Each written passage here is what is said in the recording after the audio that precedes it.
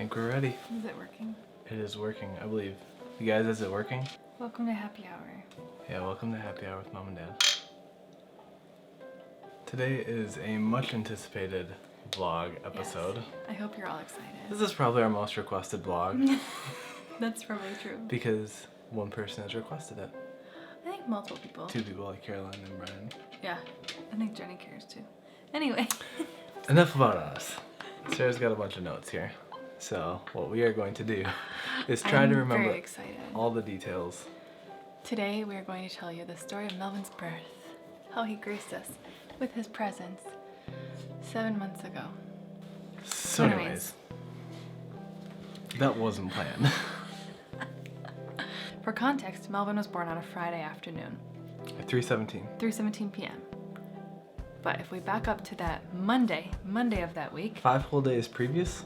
5 whole days previous. It was just a normal Monday. I went to work. We can insert a picture of my bump. Perfect. We can insert a lot of different pictures to make it more interesting than us just talking. I have one of him in the... I don't want to spoil it, yeah. So on Monday, I worked a full day at work, but I got home that evening and I don't even know what we were doing. And I just had this headache. And throughout my pregnancy, I had what my doctor called pseudo hypertension, which essentially means that sometimes I would go into the clinic and I would have high blood pressure and sometimes I wouldn't. Behind the scenes. Should we tell them about the clinic? Yes. First of all, love our doctor. Love it. Dr. Bolin, if you're watching this, the absolute best. Lit. My favorite memory of Dr. Bolin is one time Sarah had a high blood pressure reading when the nurse took it, which we'll get to in a second. And Dr. Bolin walks in and she's just like a no nonsense sort of like, well, zero filter. And she walks in and holds up the record and goes, "You see this? Like, are you aware that you have high blood pressure? That's probably causing you to panic right now. Do you know about that?" So funny because she didn't even like say anything. Just like, and I'm sitting there like, I don't know. The reason for the high blood pressure, one of the contributing factors, I believe. I think there are 2 contributing factors. One of them is that you go up 2 flights of stairs to get to the OB department, and then you have to like hoof it down 3 blocks worth of hallways to get to your freaking room. And yes. So you're sitting there like out of breath like because literally we're dying. Just who we are. Yeah. And then they're like, "Hey, let's take your blood pressure and make sure that you're alive." Rude. Why don't you give me a beat, doc? No, he's fine. Are you sure? Yeah. The second part why I had some elevated blood pressure readings, in my opinion, is because I was stressed out. I was stressed out because, especially the first half of the pregnancy, I was just so anxious. You're learning things like, is your baby okay? Yeah. Is everything alright? Are you having twins? Okay. Anyways. Fast forwarding to Monday, September 22nd. Sarah has a headache. I have a headache. History of high blood pressure. History of high blood pressure. Pseudo high blood pressure. Yes, but it's on my chart. I think I was kind of a little bit stressed about it, but I think we went to bed. Yep. And you were like, if it persists, call in the morning. Because Sarah never gets headaches. It's not like I don't get headaches. Overly cautious. It's like that's a very rare thing for Sarah. And the only other time that this had happened was actually at 30 weeks when I had a super bad headache. And they actually sent me to labor and delivery at like 11 at night. And we were there for a couple hours. Remember that? Yeah. And I'm supposed to see clients all afternoon into the evening on this Tuesday. So I called the nurse line, or I called someone and they said, "You know what? We would like to have you seen today," because I was 38 weeks pregnant and this headache that wouldn't go away and history of high blood pressure. So they said, your doctor is not in the office today, but we can set you up with one of our nurse midwives. So I go in there, they take my blood pressure, it's a whole thing. And she's like, I'm gonna send you to the hospital. Is that okay? Like, are you asking me if this is okay? And she's like, that's my comfort level. And I said, that's fine. She was really nice. I think she was just extra nervous because I'm not her patient, and she just like saw my chart, my history. Anyway, so Better safe than sorry. Yes. And so I'm like calm, cool, and collected. And I walk out of the clinic, immediately start bawling. And I call Kaysen and I was like, I'm going to the hospital. Yeah, I thought this baby's here. Here we go. Yeah. Well, no one knew what was happening. Nobody knew. So I actually went straight home and Kason met me there. And then as soon as he got there, we went to the hospital, which is just about 5 minutes away from our old house, which was nice. So we get there, go to triage. They were expecting us. So we go back there and get hooked up, and they test everything out, and they're like, so it's a teaching hospital. So there are medical students, there are residents, there are 8 million different people. But the real MVPs are the nurses, right? Oh, that's true. There's so many great nurses. Throughout the story, it's riddled with phenomenal nurses that were I like know. so calming and like Yes, validating. wisdom-y, wise. And That's the super word.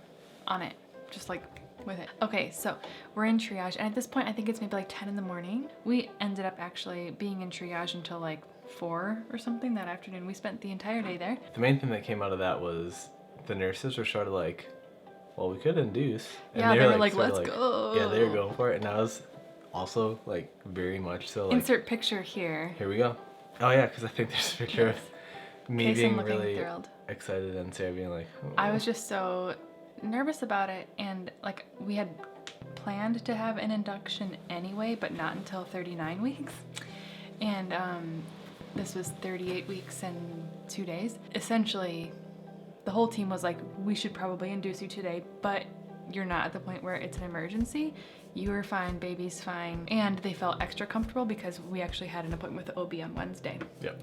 The next day, we went in, we met with our doctor, and she's so chill, but like neurotic at the same time. Yeah. She's both really ends. great. She basically said, okay, so yeah, I know we had planned on 39 weeks, and honestly, I think the folks over at the hospital were getting a little too excited about it, but yeah, if you want to plan an induction, we can see when we can schedule that in the next couple days. And we said, well, at this point, fine, that's fine. I missed work, he's already missing work, why not just start? So Get it going. she went out and had her nurse call over to the doctor, or call over to the hospital, and then the hospital came back and said, we can induce you tomorrow morning at 10 a.m. So after we left, we like texted all of our families, called everyone, said like, hey, baby Rumpf is coming tomorrow, we're gonna be induced, the whole situation. And it was very exciting. We were thrilled. I had gotten over my mental block. And then that night, Kason took Marlo over to my parents' house, and as he was leaving, Marlo got so excited to like be going for a car ride, and I like shut the door behind them, and I just started crying because I felt so bad for Marlo. He had no idea how much his life was about to change, and he was just so thrilled to be going for a car ride at the night, in the nighttime, and I felt so bad. Where'd it go? Oh, he's in my sweater. He's curled Bless up his under heart. his sweater. So that was my little Marlo story. Thursday, Thursday, the big kahuna. the big kahuna. Well, actually, Friday's the big kahuna. Thursday's Well- like the pre. Oh yeah, we already told them. We already told them. We had an appointment at 10 a.m. And true to Sarah and Kason fashion, we didn't leave the house at the correct time. And then we hit traffic, which is weird because we live 5 minutes away. And it was like a 10 a.m. Yeah, it was induction, 10 so it's not like rush hour. Something must have been happening. But it was a beautiful day. It was a gorgeous day. All I remember is Sarah being like, what if they have a bunch of Yeah, inductions I to know. do? And then we got there and they were just like, They were super... there's nothing going on. Yeah. They're ready for us and There was like a bunch of nurses hanging out. It was dead silent on the floor. it was not go time. It was not go time. So we sort of like lackadaisically walked back to this induction room.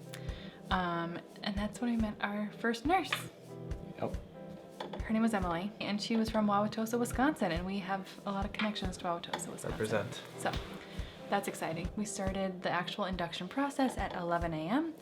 and basically it's just like oral medication to get you ready.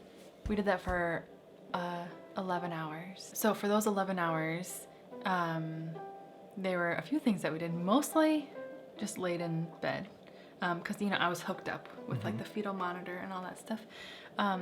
But a couple of times we did get to walk around. And one funny story is that the sweet nurse, Emily, apparently she told us that we could go for a walk, and we said, great, let's go. So we just like, after she left our room, we just left. We left the whole ward and we're like, who knows where in the hospital. And apparently she had come out, she was trying to just leave a room for a second and come back and bring me like a real robe to put over my shoulders because hospital gowns are, Oh yeah. pretty revealing. But I didn't know, I didn't care. I had no shame. So we just walked around the hospital. But we tied the thing. We tied the We tied ties everything really up, tight. and it was just funny, like Sarah walking around with her socks and The big old belly. Anyway, it was awesome. So we did that. We watched the Packer game, which did not go well. I think we were playing the Eagles that night, and it was like the second game of the season we lost, which was a bummer because we were pretty far into the season. We packed our overnight bags on Wednesday night because we were thinking like, all right, we're ready. Like, let's plan this out since we're inducing. We have the luxury of like planning. But then like Sarah was ordering food from the hospital, and I didn't have anything to eat, so I went to go get myself some food. I got a Caniac from Raising Cane's, and then while I was out, I stopped at Target and got some essentials, including snacks. And then I remember I detailed the Accord because I was like, I want Melvin to have a nice, really clean car to come home to. Oh, I thought it was for me. Well, we'd also discussed like Sarah wanted to get the Accord detailed, but we just never did. So I figured, well, I can do a deep clean on my own. And it's a good thing I did because little did I know it was the last half hour of free time I'd ever have. Ever. That's a joke. It's fine. It's good. Melvin, we love you. We love you so much. Cut all that out.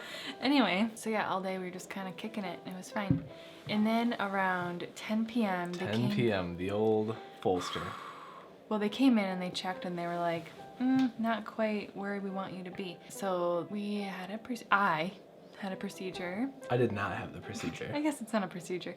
It was a Foley balloon where it's essentially mechanical dilation. So you can just use your imagination. Google a Foley balloon. So anyway, at first I'm just like, dun, dun, dun, dun, this is fine. I'm kind of bored. I'm kind of tired. And then all of a sudden I was like, what's happening to my body? And I couldn't lay down anymore. But you know, I'm also hooked up to the fetal monitor, so I can't like walk around. So I'm like standing up against the wall, just in the most excruciating pain of my life. It was a very fast transition from like nothing to like, holy crap, what's happening? And I was like holding onto the wall for support, crying, just upset. So upset. I had Kason read scriptures to me. Sarah was literally like just bracing herself against the wall because she couldn't lay down and she couldn't sit down, and she was just like really uncomfortable and didn't want to like support all of her own weight. So it's just terrible. like, it was just awful, and that lasted for 2 hours. Should we say the thing with the blood, or is that too much information? we can say that. Yeah. So I'm standing there, you know, against the wall, and then I look down at one point, and there's just blood all over the floor. And I freak out because there's blood all over the floor. So we call the nurse, and she comes in, and we're like, there's blood on the floor. And she said, well, that's normal, right? Yeah. And I was like, well, I don't know, nurse. This is my first time standing next to a pregnant woman that's having a Foley balloon. So yeah. And she was really great. All the nurses were great again. But I was like, I don't know. And then she saw me crying, and she's like, I know it's kind of scary. And I thought, I'm not really scared. I'm just in so much pain that I don't know what to do with myself. Yeah.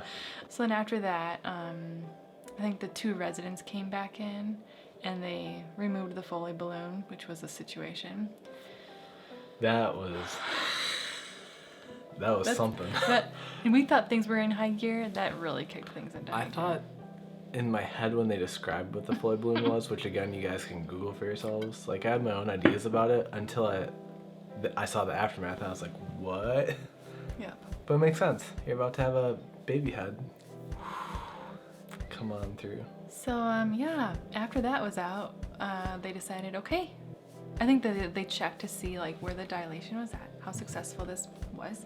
And then they decided, okay, we can now move you from the induction room into the delivery room, which in my mind, I was kind of like, delivery room? Like, okay, something's actually going to be happening, which is sort of weird because, you know, you go into the hospital with the intent that you're going to give birth, but I think just as a survival mechanism, my brain didn't even go there. I was just so in the moment, which is not like me at all. No. So that's an absolute miracle. That is a miracle. So we get moved to the delivery room, and it's weird because this room is much bigger, and then there's like a newborn warming area, and I was like, that's where the baby's gonna go. This is really weird. But it was really great, and I remember the nurse just kept saying, as soon as you start to even think about an epidural, ask for it, because it takes a while for us to get anesthesiology down here. And me being me, I didn't want to like be a wuss or like ask for it too early or like inconvenience anyone. As an outsider looking in, and I understand this is not my experience, but I just want to say, do it. Do it early and often. Unless you want a natural birth, which is If you, fine. yeah, if or you want natural, natural, unmedicated. if you want to have an unmedicated birth, that's You one go thing. for it. But I'm saying if you do want an epidural and the nurse is like, hey, if you want epidural, let us know. And you're like, I want it right now, say that. Yeah. You're going to save yourself a lot of self-induced pain and heartache. Yeah. That was like the point too, I think, when we moved into that room was you could see on the monitor like the contractions were actually happening in a way that was like measuring more. Yeah, absolutely. Which brings me to my next point. I have a note on my phone that I was taking notes as this was happening. At 2:30 a.m. I started Pitocin, but I saw that on the little drip monitor thing, it wasn't actually going.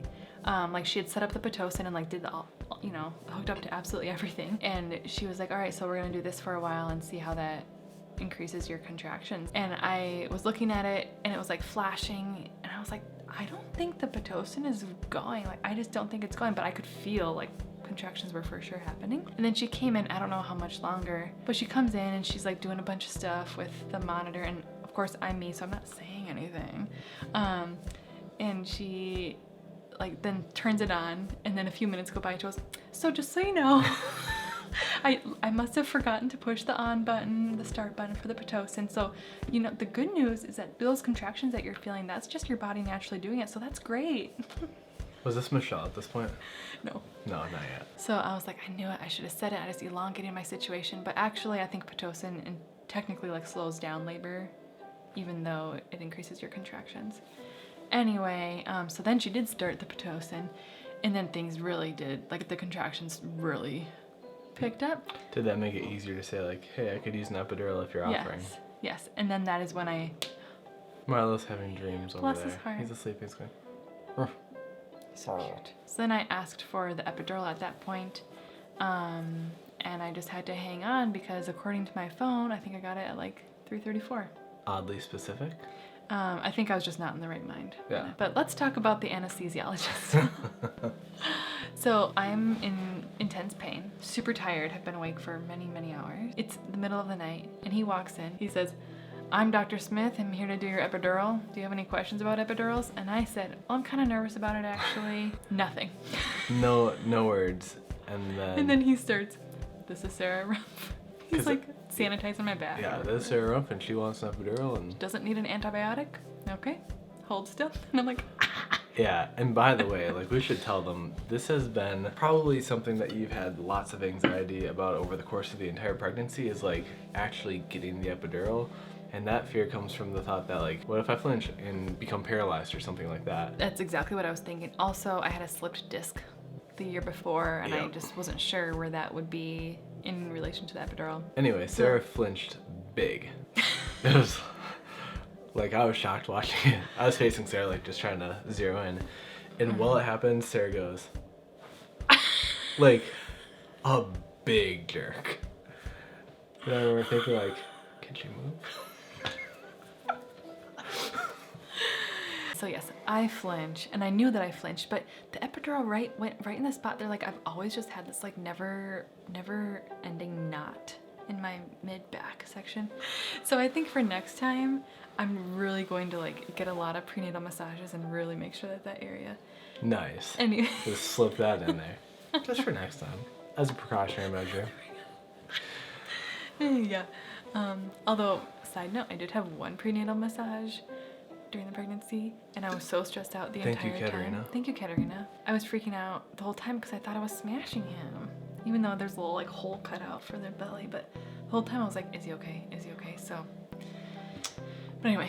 So. Epidural's in, and sweet relief. So we got some sleep, and I will just say, thank you, Lord, for epidurals and doctors and nurses. Absolutely incredible. So good. Yeah. We slept for a few hours.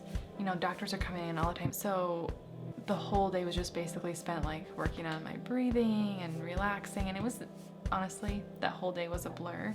All I remember is I'm using like the peanut thing in between my knees.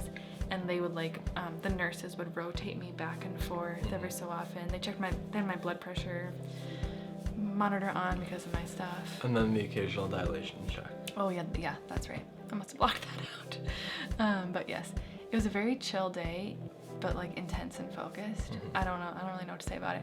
At about 2 o'clock-ish, our nurse, Michelle, who was, I think, our favorite nurse. Thank you, Michelle. Thank you, Michelle.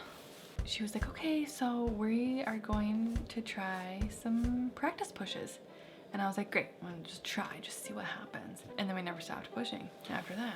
Yeah, it should be noted right before this, she did a dilation check and was like, all right, so you're at She had a 10. 10.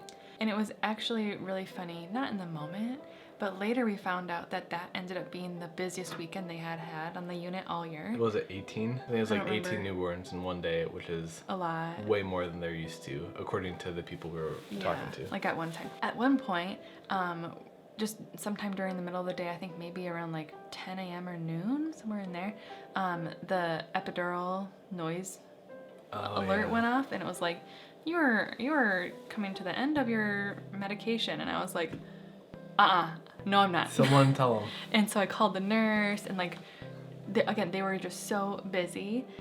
She was like, I'll be right there. And I had to, and again, I don't like to like make anyone uncomfortable or put anyone in a bad position, or inconvenience people. But I was like, I gotta call our kid because my epidural's gonna run out right when I'm about to have this baby. So she comes in at the last moment, and she was like, I had to go help with an emergency birth, but don't worry, the baby's okay. I was like, jeez. But I think they're such bosses. Yeah. But they're just so busy. But I remember right when, I think it was right after the practice pushes, she got on her little voice call thing and was like, okay, we are 100%, and I'm gonna start crying. What's happening?